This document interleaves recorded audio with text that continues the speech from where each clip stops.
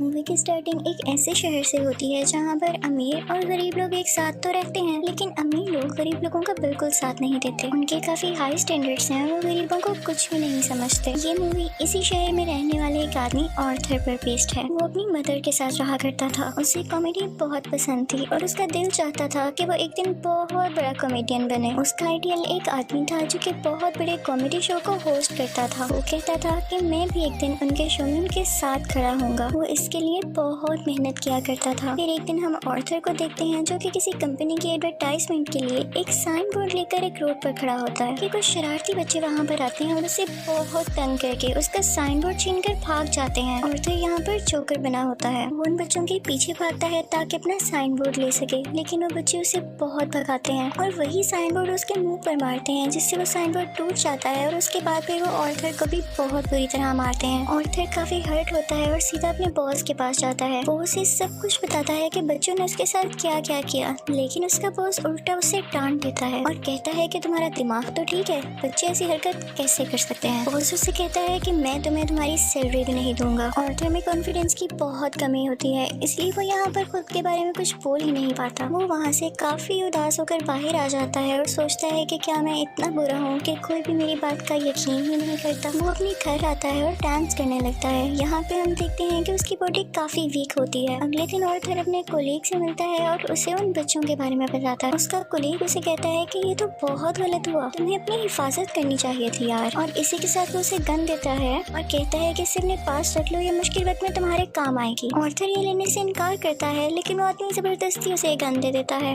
और फिर आर्थर अपने घर के लिए निकल पड़ता है। वो बस में होता है तो उसके सामने एक बच्चा भी बैठा होता है। वो उसे हंसाने की कोशिश करने लगता है और वो बच्चा जोर जोर से हंसने लगता है, जिस पर उस बच्चे की मदर को गुस्सा आ जाता है और वो आर्थर से कहती है कि हटो, परेशान मत करो हमें। लेकिन इस बात पर आर्थर हंसने लगता है। इनफैक्ट हमें बताया जाता है कि आर्थर को कोई सीरियस साइकोलॉजिकल इशू होता है और वो अपनी हंसी को कंट्रोल ही नहीं कर पाता। उसे कहीं पर भी हंसी आ जाती है। वो बस में बैठी हुई उस लेडी को एक कार्ड देता है जिसमें उसकी डिजीज के बारे में सब कुछ लिखा होता है। वो घर आता है और अपनी मेडिसिन लेने लगता है। इनफैक्ट वो गरीब था और ये दवाई बहुत एक्सपेंसिव थी, तो वो गवर्नमेंट के बनाए गए मेडिकल सेंटर से ये दवाई फ्री लेता था। वो एक दिन अपनी साइकियाट्रिस्ट के पास जाता है। वो उसे कहती है कि मुझे अपनी डायरी दिखाओ कि तुम क्या क्या लिखते रहे हो। जैसे ही वो उसकी डायरी खोलती है उसमें ये लिखा होता है कि मैं उस तरह नहीं मरना चाहता जिस तरह बुरी तरह से मैंने जिंदगी गुजारी है। फिर आर्थर वहाँ से अपने घर जाता है तो उसकी मदर उससे पूछती है कि क्या टॉमस की तरफ से कोई लेटर आया, तो आर्थर कहता है कि नहीं, आज भी नहीं। इनफैक्ट टॉमस इस मूवी में बहुत ज्यादा रिच बिजनेसमैन दिखाया गया है और लोग उससे बहुत डरते हैं। उसकी माँ उसे कहती है कि अगर उसको हमारी हालत के बारे में पता चलेगा तो वो हमारी हेल्प जरूर करेगा। अगले दिन जब वो बाहर जाता है तो वापसी पर आते हुए रास्ते में उसे एक सिंगल मदर मिलती है जिसके साथ एक छोटी सी बेटी भी होती है। वो आर्थर को काफी अच्छी लगने लगती है, लेकिन वो अपने घर आ जाता है। यहाँ उसकी मदर उससे फिर उसी लेटर के बारे में पूछती है तो आर्थर कहता है आपका क्या लेना देना है उससे, वो हमारी मदद नहीं करेगा।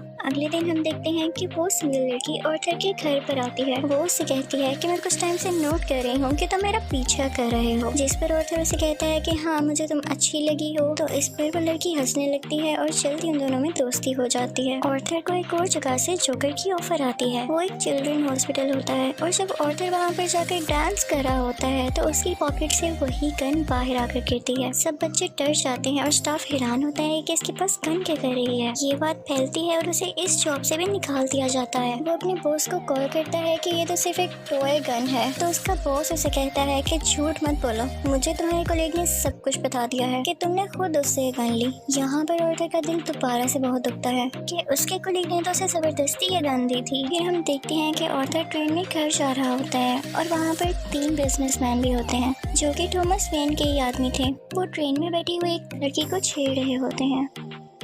आर्थर को यहाँ पर अपने मेंटल डिसऑर्डर की वजह से हंसी आने लगती है और वो तीनों आदमी समझते हैं कि हम पर हंस रहा है। वो उसे बहुत मारते हैं, इतना मारते हैं कि उसके मुंह से खून आने लगता है। आर्थर उन्हें अपना मसला बताने की कोशिश कर रहा था, लेकिन वो तीनों उसकी एक नहीं सुनते। आर्थर को उन तीनों पर गुस्सा आ जाता है और अपनी गन निकाल कर उन तीनों को शूट कर देता है। वो वहाँ से ये सोचकर भाग जाता है कि मैंने 3 लोगों का कत्ल किया है। वो खुद को एक बाथरूम में लॉक कर लेता है। पहले तो वो डर रहा था, लेकिन यहाँ पर अचानक से वो डांस करने लगता है ऐसे लग रहा था जैसे अब उसे कोई रिग्रेट नहीं और वो काफी सुकून में भी था। आर्थर घर आता है तो टीवी पर न्यूज चल रही होती है जिसमें थॉमस बोल रहा होता है। वो कहता है कि जिन 3 लोगों का कत्ल हुआ वो मेरे आदमी थे और उन्हें किसी जोकर ने मारा। लेकिन यहाँ पर गरीब लोग उन तीनों की डेथ का अफसोस करने की बजाय जोकर्स का साथ दे रहे होते हैं, क्योंकि वो सब जोकर्स के रूप में ही अमीर लोगों के खिलाफ स्ट्राइक कर रहे होते हैं। वहाँ से आर्थर अपने साइकेट्रिस्ट के पास जाता है तो वो उसे बताती है कि हम आज आखिरी बार मिल रहे हैं क्योंकि गवर्नमेंट ने हमें फंड्स देना बंद कर दिया है और अब के बाद मैं आपका फ्री इलाज नहीं कर सकती। आर्थर दोबारा से काफी टूट जाता है और उदास होकर वहाँ से बाहर आ जाता है। फिर हम आर्थर को देखते हैं जो कि एक कॉमेडी शो में लोगों को हंसाने की कोशिश कर रहा होता है, लेकिन वो ऐसा कर नहीं पाता और परेशानी में उसे जोर जोर से हंसी आने लगती है।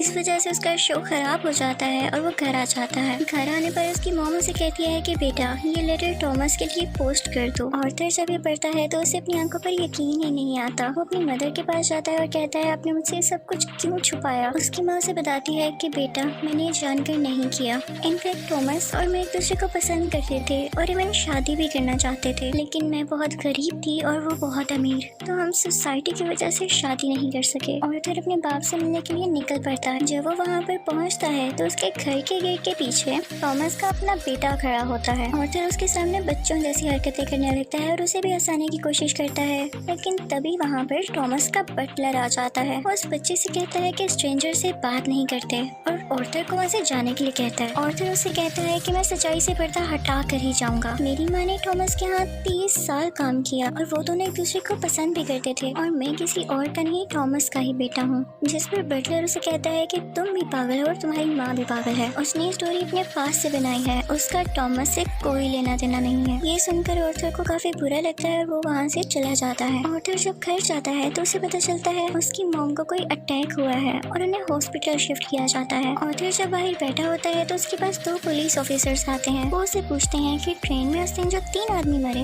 क्या तुम उनको जानते हो। तो आर्थर आगे से कहता है नहीं, मुझे क्या पता होगा। उसे पता चलता है कि इन पुलिस ऑफिसर्स ने उसकी माँ से भी सेम क्वेश्चन किया था जिसकी वजह से उसकी मॉम को अटैक हुआ। वो अंदर अपनी माँ के पास आ जाता है और वहीं पर वो सिंगल मदर भी होती है कि तभी टीवी पर एक न्यूज चलती है और उस पर आर्थर का वही फेवरेट टीवी होस्ट होता है, वही कॉमेडियन जिसे आर्थर बहुत पसंद किया करता था। वो काफी शौक से उसका शो देखने लगता है, लेकिन देखते ही देखते उसे अपना चेहरा टीवी स्क्रीन पर दिखाया जाता है। बेसिकली आर्थर का फेवरेट कॉमेडियन उसका मजाक उड़ा रहा होता है। जब आर्थर को एक कॉमेडी शो में हंसी आ गई थी, ये देखकर आर्थर काफी टूट जाता है कि मेरा आइडियल मेरा मजाक उड़ा रहा है, इससे तो मुझे इंस्पिरेशन मिली थी। उसे सब चीज पर यकीन ही नहीं आ रहा होता। थॉमस घर आता है तो न्यूज चल रही होती है कि शहर के हालात काफी खराब हो गए हैं। गरीब लोग जोकर्स का मास्क पहने सड़कों पर निकल आए हैं और अमीर लोगों के खिलाफ स्ट्राइक कर रहे हैं। इन लोगों में बहुत दुश्मनी बढ़ गई है और ये सारे के सारे थॉमस के खिलाफ हैं। आर्थर ये देखकर काफी खुश होता है कि वो सब के सब लोग जोकर बने हुए थे, यानी क्लाउन्स बने हुए थे। उसे लगता है कि पहली बार उसकी जॉब की या उसकी किसी ने तारीफ की हो।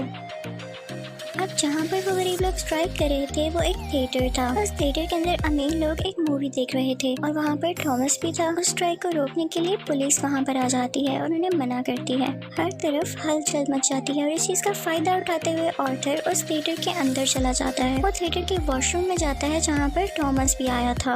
आर्थर उसके पास जाता है और पोलाइटली कहता है कि मैं आपका बेटा हूँ, मेरी माँ और आप एक साथ हुआ करते थे, याद करें। थॉमस उससे कहता है कि मैं इस नाम की किसी औरत को नहीं जानता और उसे जोरदार मुक्का मारता है, यानी पंच करता है, जिससे उसकी नाक से बहुत खून आने लगता है। आर्थर घर चला जाता है और कुछ टाइम बाद उसे पुलिस की कॉल आती है। वो इनफैक्ट आर्थर से भी इन्वेस्टिगेशन करना चाहते थे उस दिन के बारे में जब उन 3 आदमियों का कत्ल हुआ था। और तभी आर्थर को ये भी पता चलता है कि जो उसका फेवरेट कॉमेडियन था उसने आर्थर को अपने शो में बुलाया है। इनफैक्ट उसने आर्थर की जो क्लिप अपने शो में चलाई थी उसकी वजह से उसकी शो की रेटिंग काफी बढ़ गई थी क्योंकि लोगों ने उसको पसंद किया था। वो बहुत खुश हो जाता है और तैयार होकर वहाँ पर जाने के लिए निकल जाता है, लेकिन उसे याद आता है कि थॉमस के बटलर ने कहा था कि मेरी माँ पागल है। तो वो उस मेंटल हॉस्पिटल पर जाता है जहाँ पर उसकी माँ का कभी इलाज हुआ था। वो उन लोगों से अपनी माँ की फाइल मांगता है। वो वहाँ से वो फाइल चुरा कर भाग जाता है। उसमें लिखा हुआ था कि आर्थर की माँ का किसी और के साथ रिलेशन था। वो उसे बहुत ज्यादा फिजिकली अब्यूज किया करता था, मारा करता था। और इसी दौरान आर्थर के सर पर भी चोट आई थी जिसकी वजह से वो आज इस डिजीज का शिकार बेकार है। वो वहाँ से सीधा अपनी दोस्त यानी उसी सिंगल मदर के पास जाता है, लेकिन हमें यहाँ पर पता चलता है कि वो तो थी ही नहीं, वो असल में सिर्फ और सिर्फ उसकी इमेजिनेशन में थी और उसको उसके विजन्स आया करते थे। आर्थर अपने माँ की झूठ की वजह से काफी परेशान होता है। वो हॉस्पिटल जाता है और पिलो से अपनी माँ को मार देता है। घर आकर देखता है तो उसे एक पिक्चर मिलती है जिसके पीछे लिखा हुआ था कि मुझे तुम्हारी स्माइल बहुत पसंद है, जो कि थॉमस ने लिखा था और ये पिक्चर उसकी मदर की थी। यहाँ उसे एहसास होता है कि उसकी माँ झूठ नहीं बोल रही थी। वो अपना जोकर का मेकअप करने लगता है और यहाँ पर वो काफी दुखी होता है और उसे कुछ समझ नहीं आ रहा होता कि उसके आसपास क्या हो रहा है। तभी वहाँ पर उसका वही कोलीग आ जाता है और वो कहता है कि जो उस दिन ट्रेन में 3 कत्ल हुए और रिसेंटली तुम्हारी माँ का भी कत्ल हुआ, मैं उसके बारे में कुछ पूछना चाहता हूँ। आर्थर को लगता है कि ये लोग फिर से मेरा जीना हराम करने आए हैं और वो यहाँ पर अपने कोलीग को बुरी तरह से मार देता है। अब इसके बाद आर्थर तैयार होता है और अपने जोकर का फुल कॉस्ट्यूम पहन लेता है। वो अब अपने फेवरेट कॉमेडियन के शो में जाने की तैयारी कर रहा था। वो बहुत खुश होता है और रास्ते में डांस करता हुआ जा रहा होता है। वहीं पर वो दोनों पुलिस ऑफिसर्स भी आ जाते हैं जो उससे ट्रेन में हुए हादसे के बारे में इन्वेस्टिगेशन कर रहे थे, पर आर्थर वहाँ से भाग आता है और भागते भागते ट्रेन में घुस आता है। उस ट्रेन में और भी बहुत सारे लोग ऐसे थे जिन्होंने जोकर का कॉस्ट्यूम पहना था। पुलिस इतने सारे लोगों में उसको ढूंढ ही नहीं पाती, तो इसी बात का फायदा उठाते हुए वहाँ से बाहर आ जाता है और अपने फेवरेट कॉमेडियन के शो की तरफ जाता है। वो जब उसके सामने जाता है तो वो उससे पूछता है कि क्या तुम भी जोकर बने हो, क्या तुम भी अमीरों के खिलाफ प्रोटेस्ट कर रहे हो। और फिर उसे रिक्वेस्ट करता है कि आप लोगों को मेरे बारे में कुछ न बताइएगा सिवाय इसके कि मैं एक ऑर्डिनरी जोकर हूँ।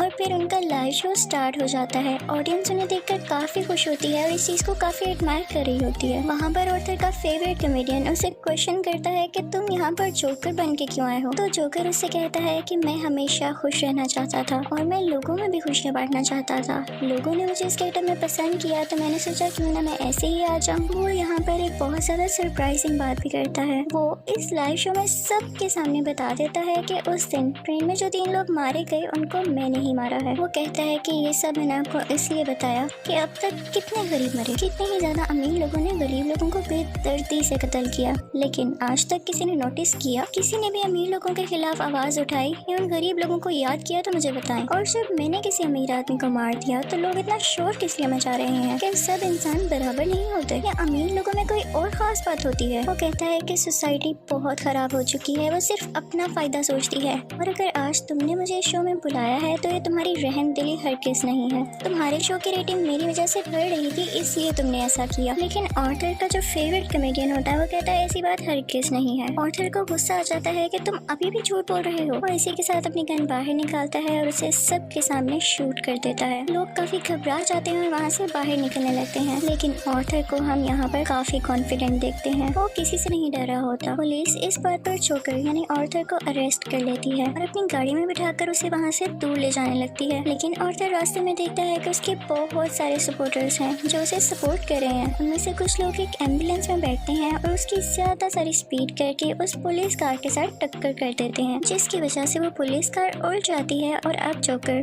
बाहर आ गया था। वो उन सब लोगों में शामिल हो जाता है और उसी कार के ऊपर आकर खड़ा हो जाता है। सब लोग उसे यहाँ पर देख पा रहे थे और उसे चीयर कर रहे थे। उसके मुंह और नाक से काफी खून आ रहा था, लेकिन वो उसी खून से अपनी स्माइल बना लेता है और हाथ फैलाकर जोर जोर से हंसने लगता है। ये इनफैक्ट एक ऐसी स्माइल थी जिसके पीछे गम, तकलीफ और दुख छुपा हुआ था। वो अब उन सब लोगों का हीरो बन चुका था और वो यहाँ पे काफी खुश था कि लोग फाइनली अब उसे तारीफ कर रहे थे, उसे अप्रिशिएट कर रहे थे। दूसरी तरफ हम थॉमस को देखते हैं जो कि अपनी प्रेजेंट वाइफ और अपने बेटे के साथ ये शहर छोड़कर जा रहा होता है, लेकिन तभी साइड पे खड़ा एक जोकर उन लोगों को शूट कर देता है, लेकिन वो उनके बेटे को कुछ नहीं कहता। फिर सीन चेंज होता है और हमें आर्थर यानी जोकर एक साइकियाट्रिस्ट के पास दिखाया जाता है। वो वहाँ पर भी हंस रहा होता है, तो वो साइकियाट्रिस्ट उससे कहती है कि तुम बिला वजह क्यों हंसते रहते हो। तो आर्थर उससे कहता है कि आप इस फीलिंग को कभी नहीं समझ पाएंगी, और ये कहकर वो वहाँ से बाहर आ जाता है। उसके जूतों के नीचे खून लगा हुआ था, जिससे ये जाहिर होता है कि एक अच्छा इंसान कैसे किसी कातिल में बदल गया। और इस मूवी से हमें ये लेसन भी मिलता है कि जब किसी के साथ बुरा किया जाए तो वो बुरा ना भी हो तो एक ना एक दिन बुरा बन ही जाता है। उसे इतनी अजियत दी गई, इतना टॉर्चर किया गया कि उसके अंदर से वो फीलिंग्स ही खत्म हो गई और अब वो अपनी लाइफ से बिल्कुल सेटिस्फाई था। और इसी के साथ ये मूवी भी एंड हो जाती है। आई होप आपको ये मूवी अच्छी लगी होगी। Thank you for watching.